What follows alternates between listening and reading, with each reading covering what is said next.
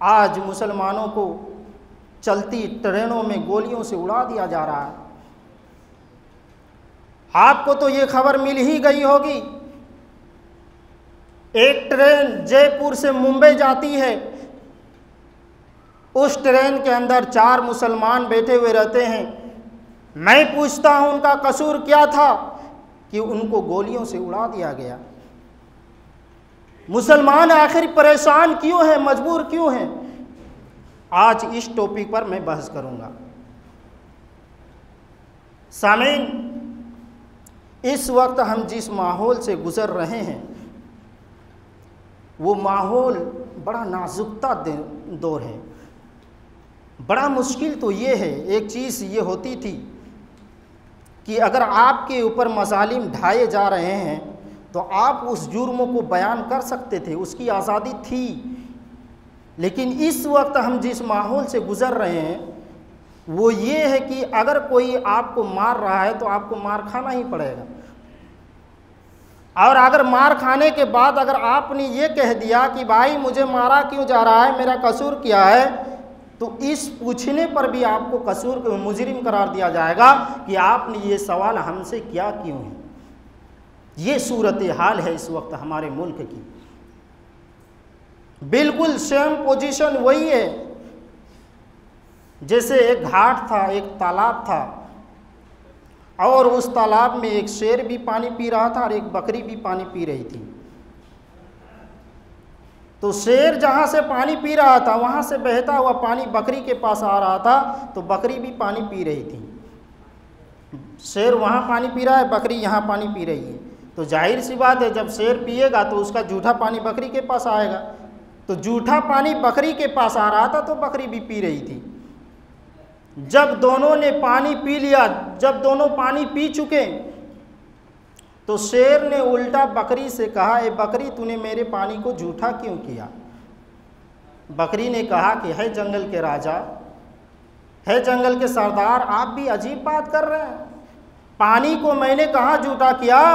पानी तो आपकी तरफ से जूठा होकर के मेरे पास आ रहा था, मैंने तो आपका जूठा पानी पिया है और आप कह रहे हैं कि मेरे पानी को जूठा क्यों किया? शेर ने कहा कि अच्छा, अब तेरी इतनी मजाल, अब तेरी इतनी हिम्मत कि तुम मुझसे मुंह लड़ा रही है, मुझसे मुंह चला रही है। गया और अपने पंजों से उस बकरी को फाड़ डाला और फिर उसको खा गया। ये सूरत हाल है इस वक्त हमारे मुल्क में। आज मुसलमानों को परेशान किया जा रहा है, आज मुसलमानों को मारा जा रहा है, कहीं चलती हुई ट्रेनों पर उसे वार किया जा रहा है तो कभी मार्केटों में वार किया जा रहा है।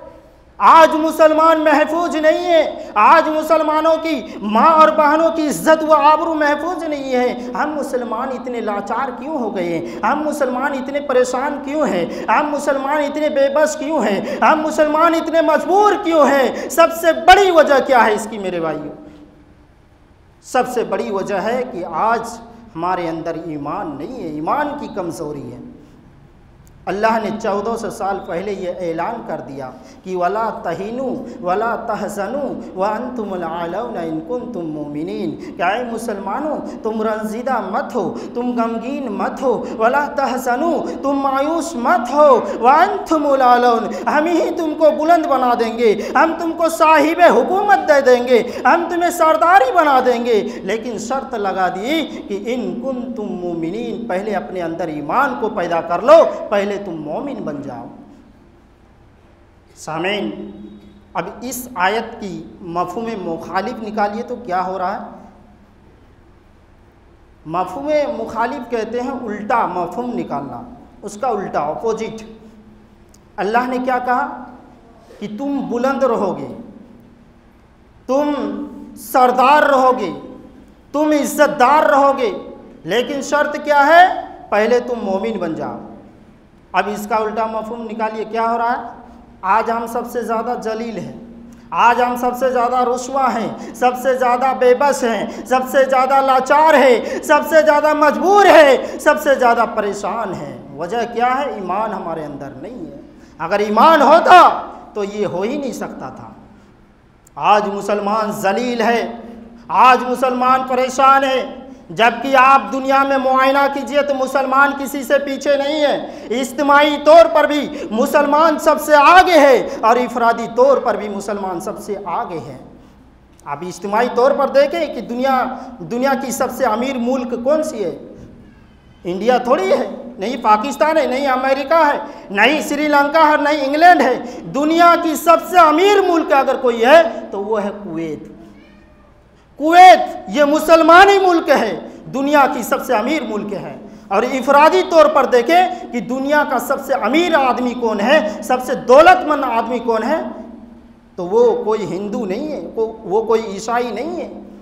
मेरे भाई, दुनिया का सबसे अमीर आदमी नरेंद्र मोदी नहीं है, उसका भाई ललित सिंह नहीं है, अंबानी नहीं है, विजय माल्या नहीं है। दुनिया का सबसे अमीर शख्स का नाम है अल अब्दुल्ला अल उरऊन। ये पाकिस्तानी है और अमेरिका के अंडर नेशनलिटी लेकर के ये रह रहा है। ये दुनिया का सबसे अमीर आदमी है। तो कहने का मेरा मतलब ये है कि हम मुसलमान इज्तिमाई तौर पर भी सबसे आगे हैं, इफरादी तौर पर भी सबसे आगे हैं। इतने मजबूत और ताकतवर होने के बावजूद आज जानना चाहते हैं मुसलमानों का हाल। ज़ुरिबत अलैहिमुज़्ज़िल्लतु वल मस्कना।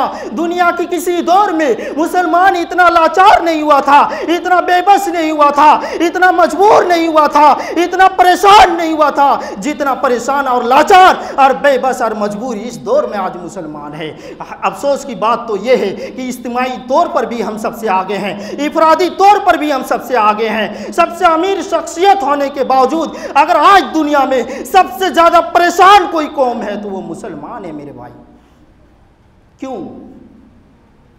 क्यों है परेशान? आइए देखते हैं कुरान में।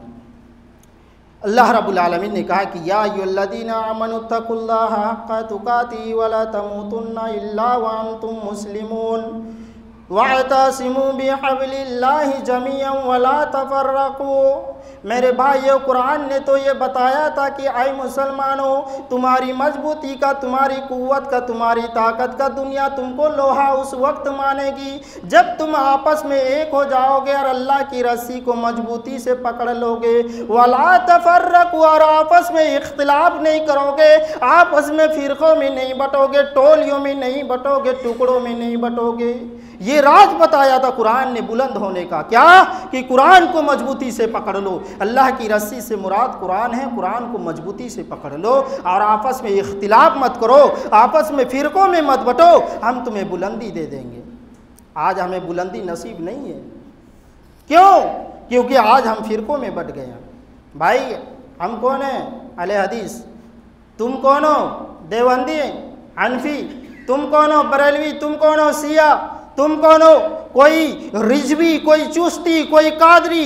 ये सब हम फिरकों में बच गए हैं। मेरे पीछे तुम्हारी नमाज नहीं, तुम्हारे पीछे मेरी नमाज नहीं, मेरी मस्जिद में तेरी नमाज नहीं, तेरी मस्जिद में मेरी नमाज नहीं। जब इन तमाम खुराफातों में हम पड़े तो अल्लाह रब्बुल आलमीन ने हमें ये दीन भी दिखा दी। लोगों देखो, जिस जमीन के टुकड़े पर तुमने सुबहाना रब्बियल आला होने का ऐलान किया था और जिस जमीन के सीने पर तुम्हारी पेशानी हमारे सामने झुकी, आज उसी सरजमीन पर आप मूर्तियों की पूजा होगी, आज उसी सरजमीन पर अब देवी देवताओं की पूजा होगी। मुसलमानों, जिस जमीन के टुकड़े पर तुमने सजदा किया और सुबहाना रब्बियल आला होने का ऐलान किया, आप उसी सरजमीन के ऊपर एक अल्लाह के साथ हजारों देवी देवताओं को बिठा करके लोगों को शिर्क की तरफ ले जाएंगे। और ये दिन भी तुम्हें देखना पड़ेंगे। मुसलमानों, ये तुम्हारी नाइत्तिफाकी का नतीजा है। जब तुमने अल्लाह की नहीं मानी तो अल्लाह को भी कोई जरूरत नहीं है तुम्हारी। जब हमने अल्लाह की नहीं सुनी तो अल्लाह को क्या जरूरत है हमारी? अब भी वक्त है मुसलमानों, अब भी वक्त है, बेदार हो जाओ। कुरान व हदीस को मजबूती से पकड़ लो और आपस में इख्तिलाफ मत करो, फिरकों में मत बटो। अल्लाह रब्बुल आलमीन हमें बुलंदी दे देगा, हमें